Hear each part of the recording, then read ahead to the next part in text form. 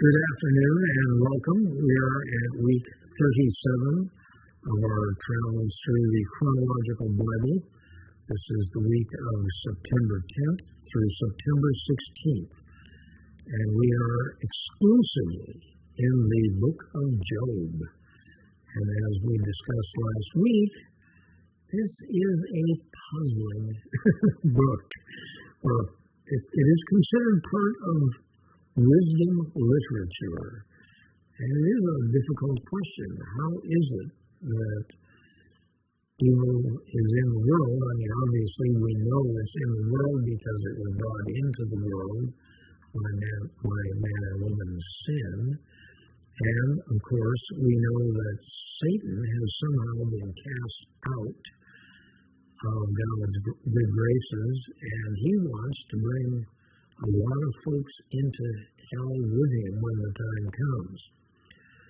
So, to summarize where we are, in point of fact, Job suffered a huge economic loss and has even become ill, and three of his gray-haired friends have come to ostensibly to comfort him, but essentially so far in our reading, they just accuse him of having hidden sins, and Job is basically asserting his innocence, and that continues as we continue our reading this week. So we're reading from Job 8, verse 1 to Job 37, verse 24. There is, in addition, as we'll discover in this reading, to the three friends, a younger acquaintance, I'll call him, is going to appear in this week's reading, and I'll point that out when we get there. So, the way it starts, and we've already started it last week, the three friends, Eliphaz, Bildad, and Zophar, each speak, and Job responds. And the three friends essentially offer very little in the way of sympathy or comfort. It seems that they pretty much assert that Job has sinned to earn all of this trouble. Bildad says, forgetting God is in charge is like trusting a spider web for support. And I would say that's a correct statement. He also asserts, I don't know intentionally or not, correctly, that God will yet fill Job with showers of blessings. Zophar seems to more strongly suggest that all these problems are the result of Job's sins.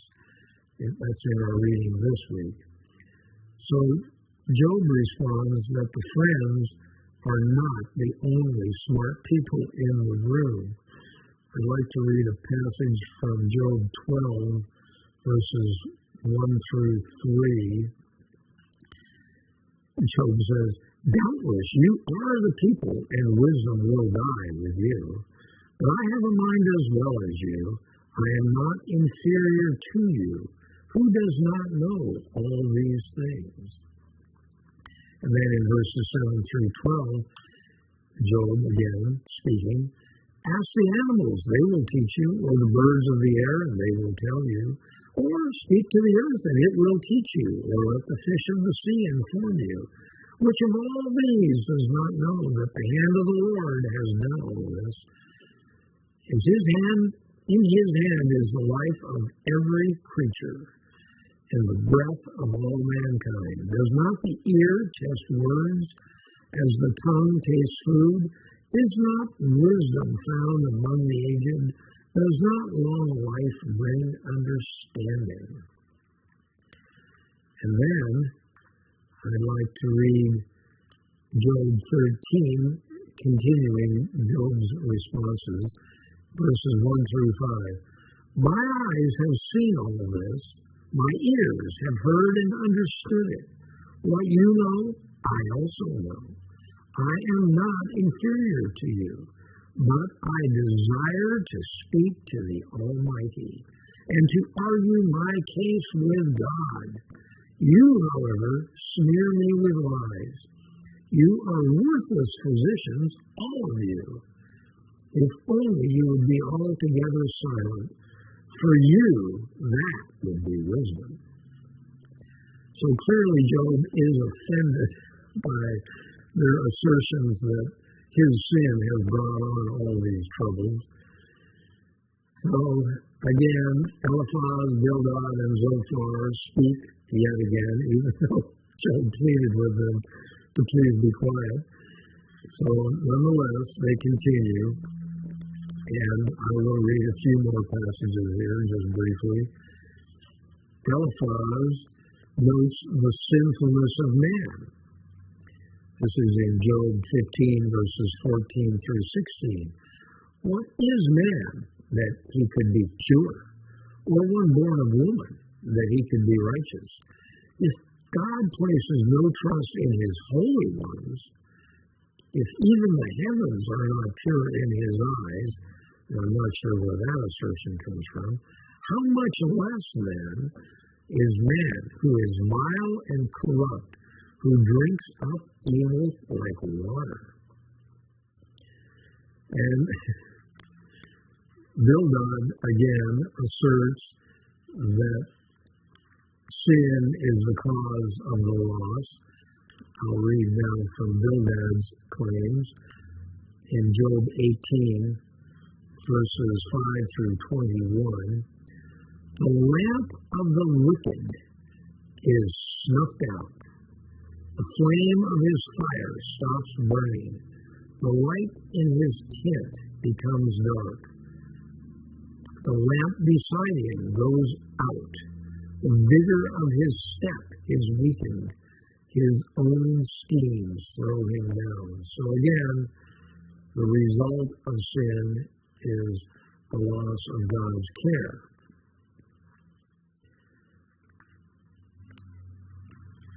Job then makes a remarkable assertion in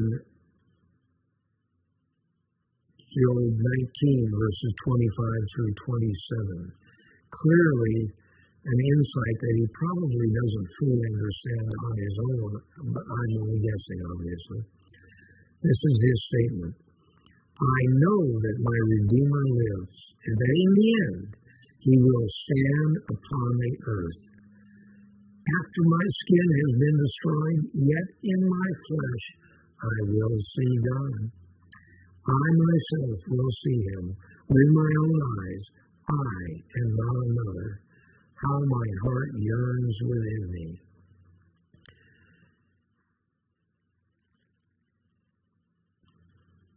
Job continues on to ask that God would explain these events.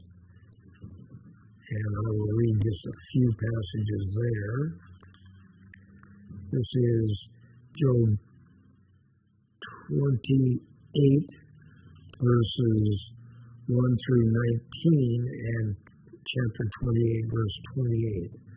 So this is Job, and to me this is valuable wisdom. Hence, this is wisdom literature. Job says, there is a mine for silver and a place where gold is refined. Iron is taken from the earth, copper is smelted from ore.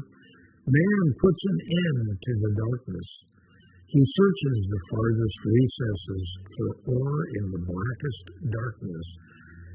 Clearly appears to be talking about mining things. Far from where people dwell, he cuts a shaft. In places forgotten by the foot of man, far from men he dangles and sways. Can't you visualize a miner with a candle hanging down, looking in? Oh, is that valuable? The earth from which food comes is transformed below as by fire. Sapphires come from its rocks, and its dust contains nuggets of gold. No bird of prey knows that hidden path. No falcon's eye has seen it. Proud beasts do not set foot on it, and no lion prowls there.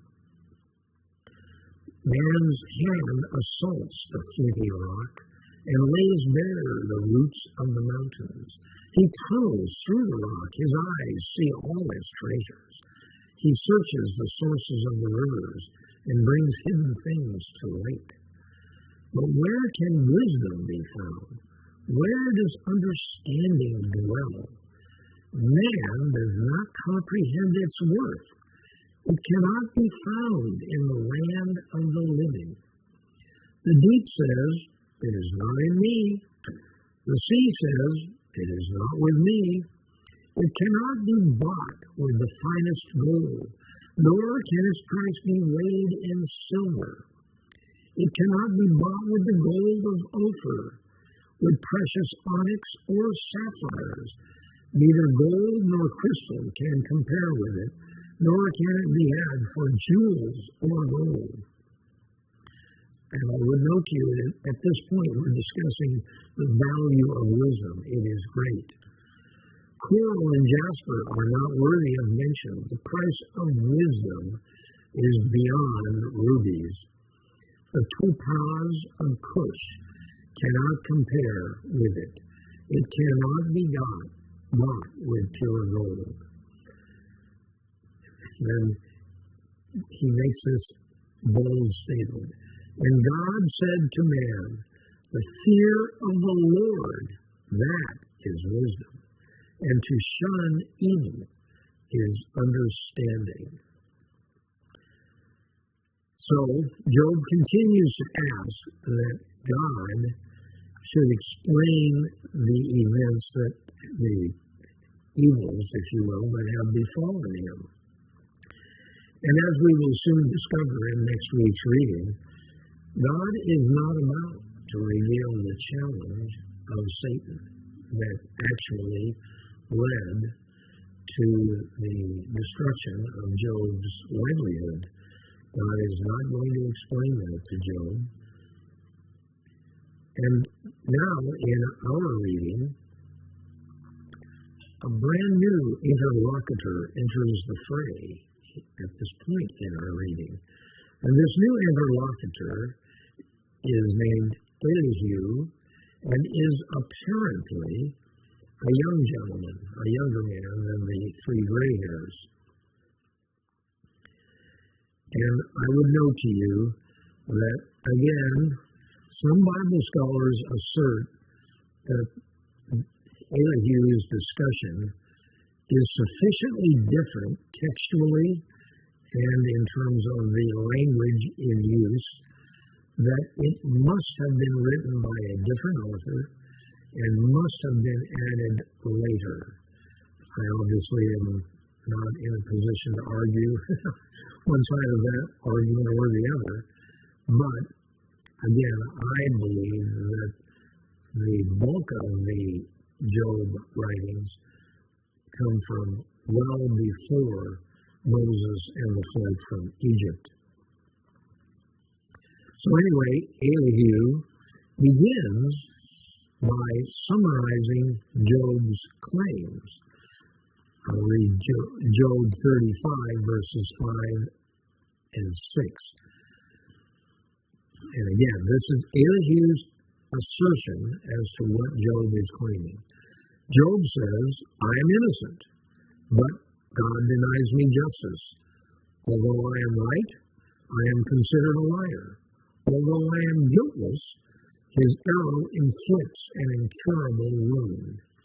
So in fact, he's asserting that that's what Job claimed, and it doesn't seem to be too far off the mark. His claim as to what Job is saying seems to be generally correct.